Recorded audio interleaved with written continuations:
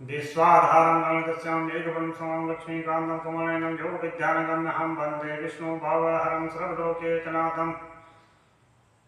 श्री कृष्ण भगवान की जय। पांच पांडव भगवान की जय। श्रीमद् भागवत गीता चौथा अध्याय ज्ञान योग।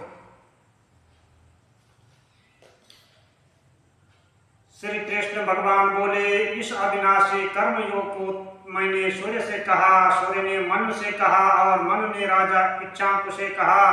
इस तरह परंपरा से प्राप्त यह योग सब राजर्षियों से जाना, परंतु अधिक समय व्यतीत होने से यह लुप्त हो गया। वही प्राचीन योग आज तुमको मैंने बताया है, क्योंकि तुम मेरे भक्त और मित्र हो।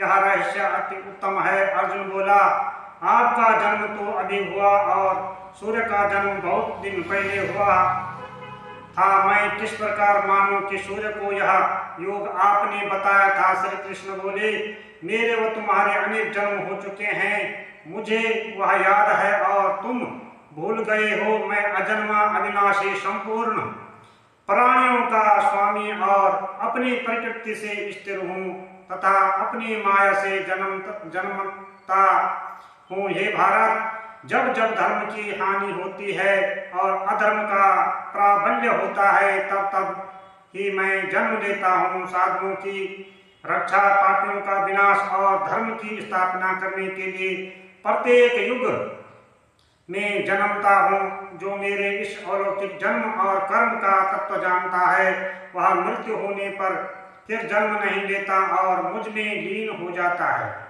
इस तरह मोह, भय और क्रोध को त्याग कर मुझ में भक्ति कर्म से पवित्र होकर मुझ में मिल गए हो हैं। जो जिस भाव से मेरा पूजन करता है, उसके मैं उसी प्रकार का फल देता हूँ। मैंने चारों वर्णों की सृष्टि अपने अपने गुणों और कर्म से की है। सृष्टि का कर्ता मैं ही हूँ, तथापि मुझे अकर्ता अविनाशी जानो। कर्म मुझको वृद्ध नहीं कर सकते तथा कर्म फल में मेरी कामना नहीं है। इस प्रकार जो मुझको पहचानता है, कर्मों के बंधन से में नहीं पड़ता। इसी प्रकार समझाकर प्राचीन मुमुक्षुओं ने भी कर्म किए हैं, अथा पूर्व पुरुषों ने के पहले किए कर्मों को तो भी कर। हे अर्जुन, कर्म क्या है और कैसे किया जाता है, इसके विचार में विद्वानों की बुद्धि भी चकरा जाती है। उस कर्म का वर्णन मैं तुमसे करूंगा, जिसके जानने से संसार के बंधन से छूटकर मोक्ष के भागी होंगे। कर्म, विकर्म और अकर्म तीनों का जानना आवश्यक है, क्योंकि कर्म की गति अति गंभीर है। जो कर्म में अकर्म देखता है, वही पुरुष बुद्धिमान है, वही योगी और समस्त कार्यों का करने वाला है। हे अर्जुन, जो कर्म करने में कोई कामना नहीं रखता और जिसके समस्त कर्म ज्ञान रूपी अग्नि से भस्म निर्मल हो गए हैं, उसको ही पंडित कहते हैं। जो फल की आशा छोड़कर कर्म करता है और उनसे आसक्ति भी नहीं रखता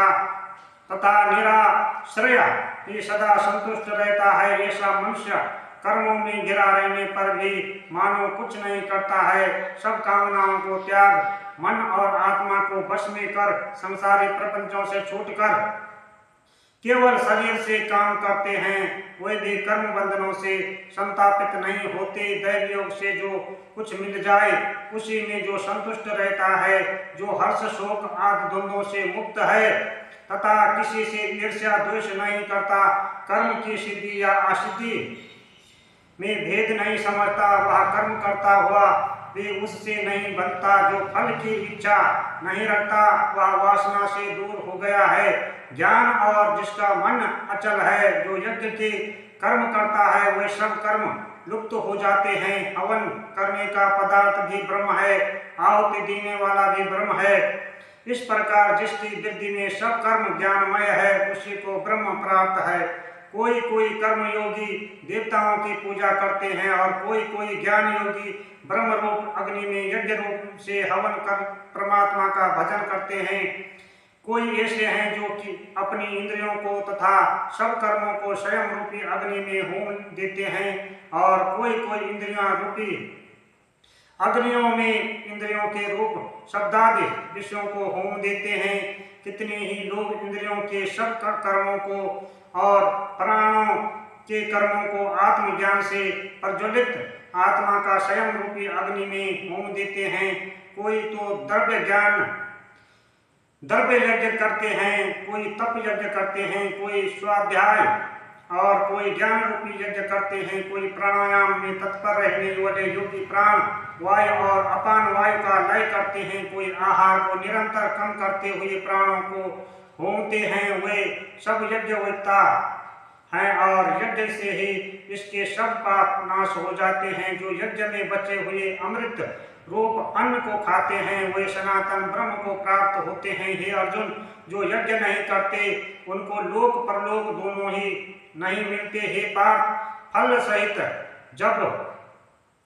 फल सहित सब कर्म ज्ञान में ही समाप्त हो जाते हैं। उसी ज्ञान यज्ञ के तत्वदर्शी और ज्ञानी लोग तुमको उपदेश करेंगे, इसलिए तुम उनकी सेवा करना और विनय पूर्वक प्रसन्न करके ज्ञान यज्ञ जानना।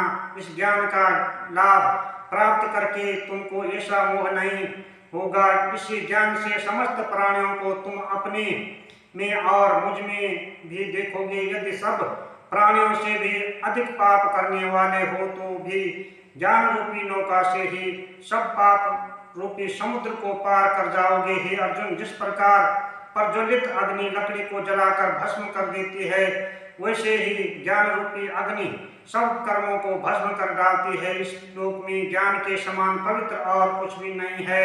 यह ब्रह्म बहुत काल पर्यंत कर्मयोग से सिद्ध हुए मनुष्यों को स्वयं ही प्राप्त होता है।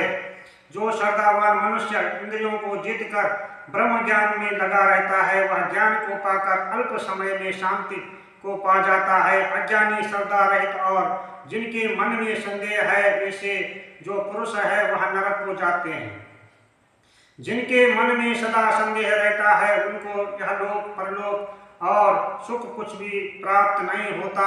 जिसने परमेश्वराधन और निष्काम कर्म योग के आश्रय से कर्म बंधन त्याग दिए हैं और ज्ञान से जिसके सब संदेश दूर हो गए हैं, हे अर्जुन, उस आत्मज्ञानी पुरुष को कर्म नहीं आता। हे अर्जुन, अज्ञान से उत्पन्न हुए चित्त के इस संशय को ज्ञान रूपी तलवार से काटकर तुम मेरे बताए हुए कर्मयोग को करने के लिए प्रस्तुत हो जाओ।